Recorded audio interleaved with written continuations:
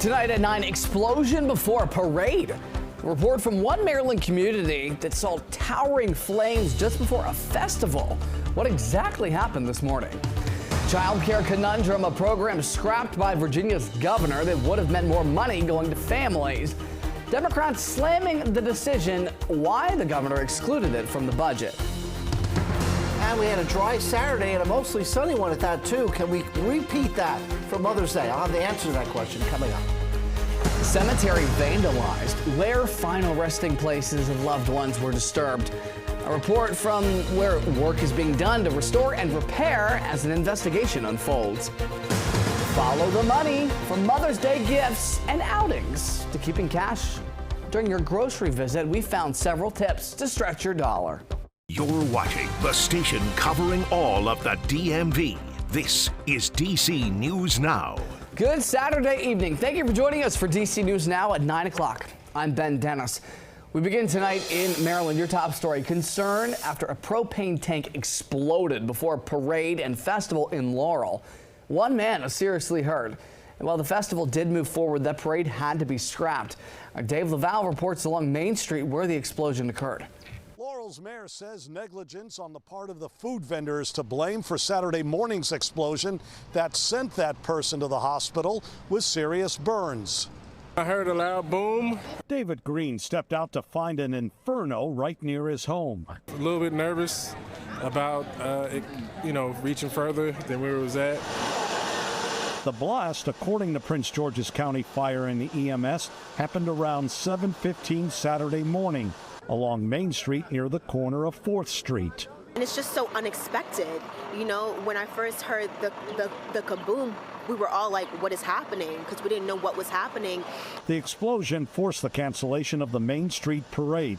However, the rest of the festival took place following a meeting between organizers, the mayor, and police chief.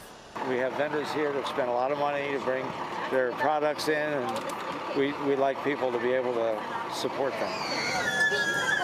Visitors packed the festival that started an hour later than scheduled. Mixed reactions from vendors, including Anika Barnes. I would have preferred if they rescheduled. However, I do understand because it's such a huge event that happens annually. Thank God for the beautiful weather.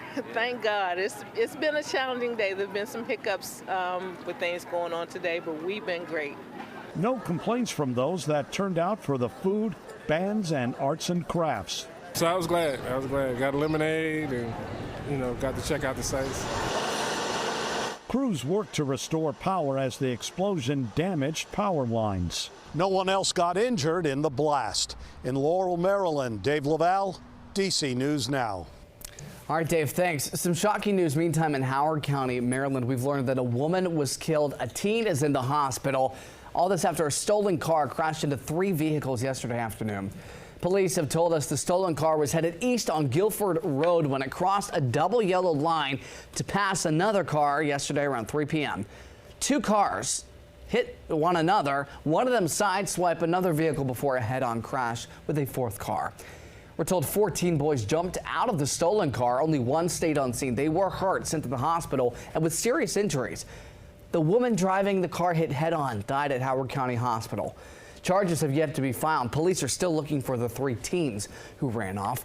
Meantime, 2 people have been hospitalized after they were shot overnight in Northwest D.C.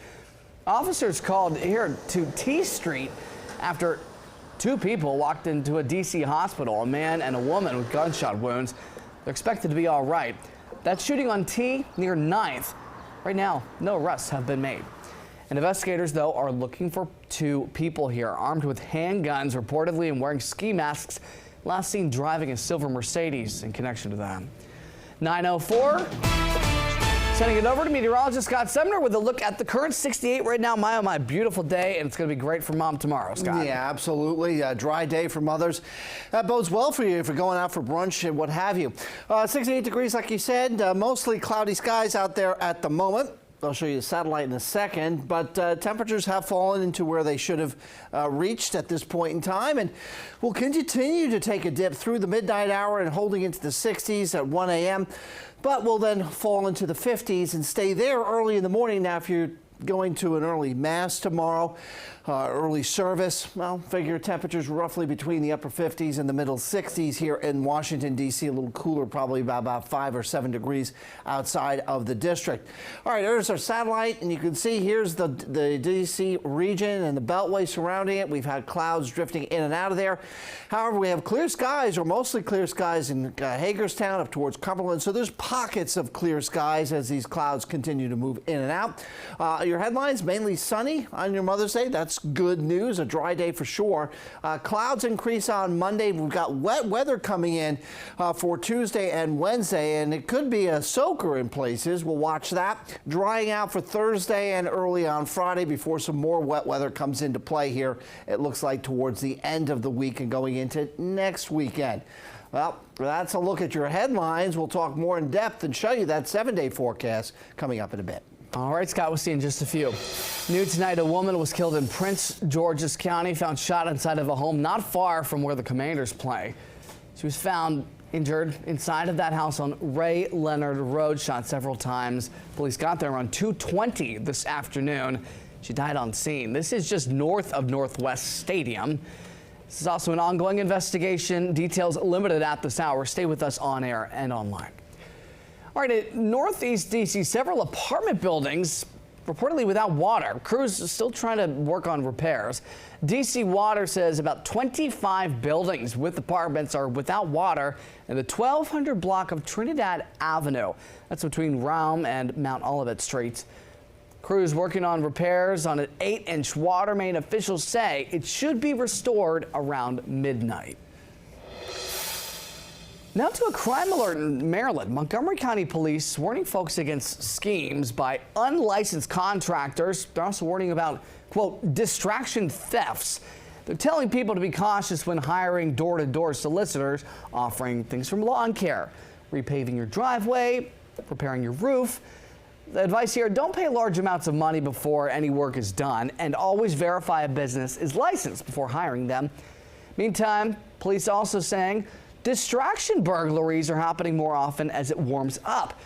That happens when a homeowner is approached by somebody offering a home improvement service while somebody else goes inside. The advice, keep your doors locked even if you're outdoors. Try to even understand why somebody would do this. And there's no excuse. There's no reasoning. Just simply the lowest of the low would do something like this. All right, turning now to Virginia. The search is on for vandals who knocked over more than a dozen headstones at one cemetery, including those of a former mayor and one represented with a cross. They caused some costly physical damage, but there's also an emotional toll, as our Max Marcella reports about the work that's being done to ensure the resting place of loved ones are protected. It's going to take quite a while to get all this piece back together. It's hard to miss as you walk through the Fredericksburg City Cemetery. More than a dozen stones, some in pieces, others toppled over and left. These resting places interrupted. All you can do is shake your head in absolute disbelief. Taylor Lewis, the president of the Fredericksburg Cemetery Company, says last Saturday night, someone or a group of people did this. Right now we're waiting on an estimate from our stone conservator, but we're thinking it's probably going to be around $20,000. Thousands in damages, a gut punch for the nonprofit that runs the cemetery, which relies mostly on donations. The other gut punch was that these security cameras didn't help thanks to downpours that night, clouding the footage. There was more than one person? To knock over this stone, I would certainly think so. But the search for whoever did this did take a turn earlier this week when Taylor asked some Virginia State Police troopers who were in town for a training seminar with their Bloodhound unit to put that training to a test. Lewis says those state police Bloodhounds were able to track the movement of the vandals. These were some of the last headstones they hit, and then they went that way, over the wall into that neighborhood, and Lewis is hoping that some of these houses might have surveillance footage that can help catch them. And you can actually see their fingerprints right here. Fingerprints could help too, but Taylor says these headstones may never be the same. Even worse, the families are crushed.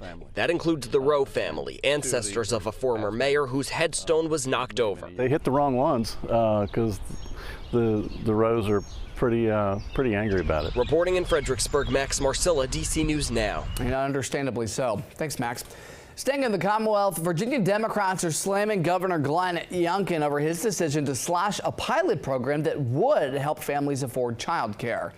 Now cut from the state budget is a public-private partnership incentivizing businesses to help foot the bill for child care costs. Under the program, businesses would be reimbursed for contributing to their employees' child care. Families don't have the luxury of waiting for political perfection. This was needed yesterday. I actually built my idea based off of something that happened in Kentucky. So this is tested. And, you know, a lot of people thought this was a great idea. It passed with significant bipartisan support. So the governor is wrong on that, and he missed the mark, and he doesn't want to admit up to it. Now, the governor says the item would be, quote, best considered in a bill at a small scale to determine program effectiveness. Meantime, on Capitol Hill, a new bill in Congress aiming to cut down on the youth crime rate across the U.S. How? Well, they're trying to put more money into after-school programs. A recent study shows kids involved in crime, that spikes between 2 and 6 p.m. once school lets out. Democrats and Republicans want to put $15 million a year into those after-school programs to hopefully drive down statistics. They say they'll put more focus on counties with a youth crime rate of 10% or more. The bill says the Justice Department would administer those grants for activities that serve an educational purpose. Schools and nonprofits would then have to apply for the money. In Rockville, Maryland, today's Safety Day. Kids able to learn about pedestrian and bicycle safety. There are some tips and demonstrations hosted by local high school students, and everybody got to enjoy dozens of activities, plus some giveaways and prizes. All right, it is Mother's Day weekend. Millions of Americans are expected to spend over $34 billion celebrating moms this weekend. That's according to the National Retail Federation. And their survey found the most popular gifts, no doubt flowers, as well as greeting cards, restaurant meals, and other special outings. Happy early Mother's Day. Coming up, have grocery prices dropped? President Trump says that they have.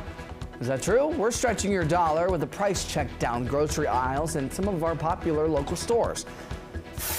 Later, something to crow about. The team worked to rescue and set free a tiny trapped bird in Arlington. Live look at Reagan National. It is 9/12. Happy Saturday. You made it, everybody. Mom, tomorrow's for you. And hey, every day for that matter, right? We'll be right back.